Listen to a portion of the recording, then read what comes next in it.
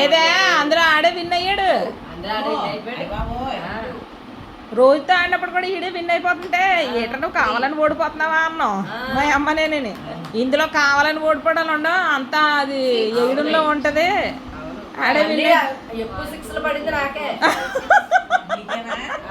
కానీ వీడికి ఒకటిలో 2 3 పడ్డాయి, 3 పైకి ఎక్కేసాడు. 6 అది అయిపోయింది. ఇది లూడో అంట. లూడో అంట.